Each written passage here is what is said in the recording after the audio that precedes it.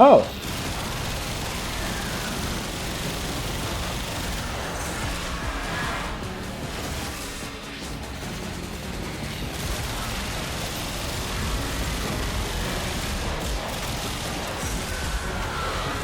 Come on, dog.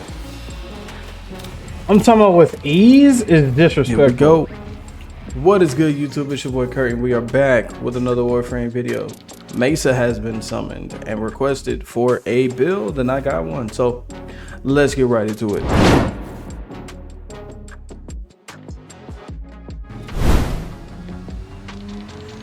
All right, y'all. So one thing I need to tell you guys. When it comes to these abilities, you need to keep them all active. They all play a vital part in your damage and survivability. So, Nourish does viral damage and energy. Shooting Gallery jams enemy weapons and damage boost. That cycles through your team. Did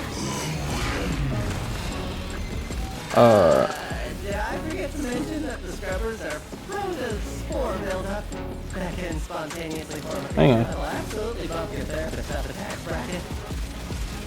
Shoot off any buildup and you shouldn't have a problem. Your third ability is Shadow Shield, damage reduction. Or really damage redirection. And then your fourth ability are Regulators, secondary pistols. Do something. Now, I am going to let that health scrubber turn, and I'm going to show you why Mesa is so nice and why this build is legit. Do something about that scrubber before it does something about you. Amir, that scrubber ain't gonna do shit to me.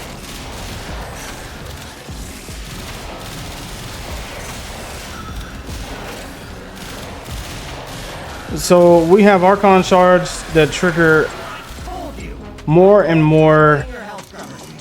Now look at what you have to deal with. crit damage when you kill enemies with heat. Your regulators on this build are going to do heat, corrosive, and viral. Health scrubber coming up. Yeah. Skeleton notice too. They're coming for you. So I'm not too worried about this. And recast your abilities. You need them all.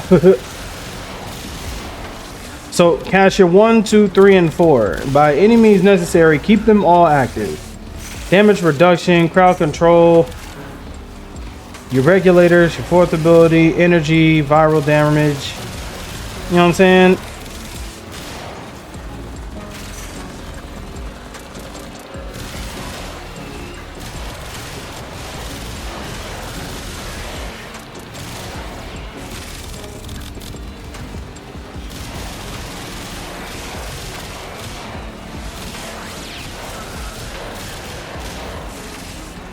Also, regulators, I am using what is a secondary fortifier. So when I shoot enemies that have overguard, it gives me overguard.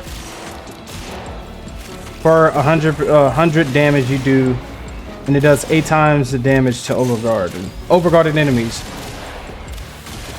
Another health scrubber and wherever you are.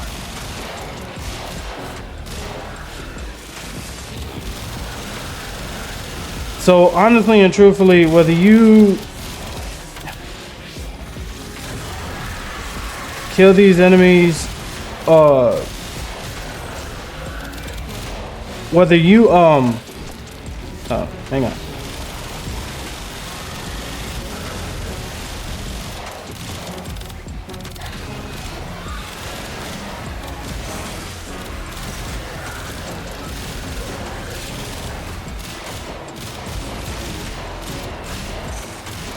So whether you choose to pop the cysts on the health scrubbers or not, you're gonna be fine.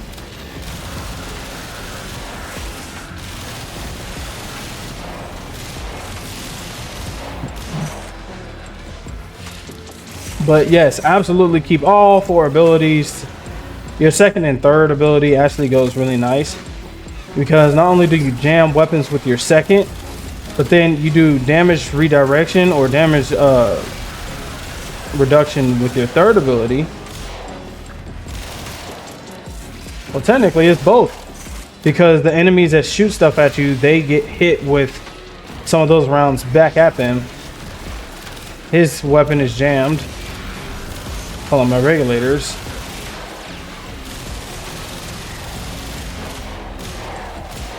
And in case, for me, I'm not sure if anybody else has this problem, but sometimes, oh, let's go say hi.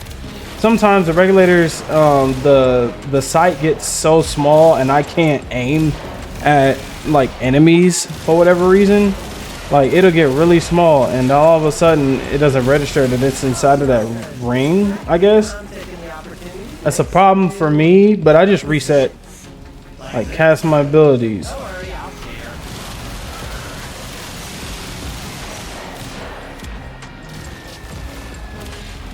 Okay.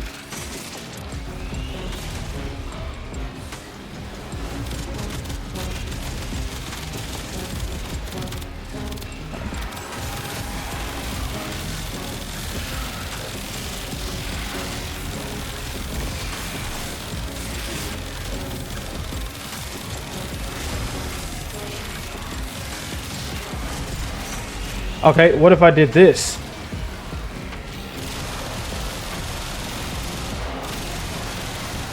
Oh, that's, come on, that's dope as shit.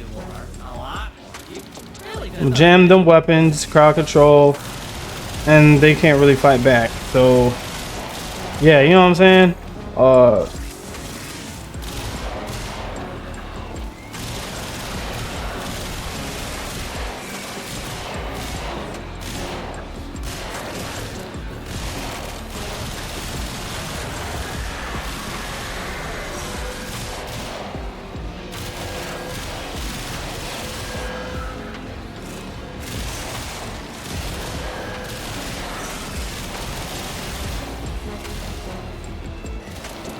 Oh, an acolyte.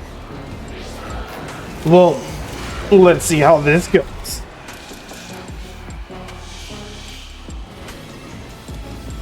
Hey, buddy.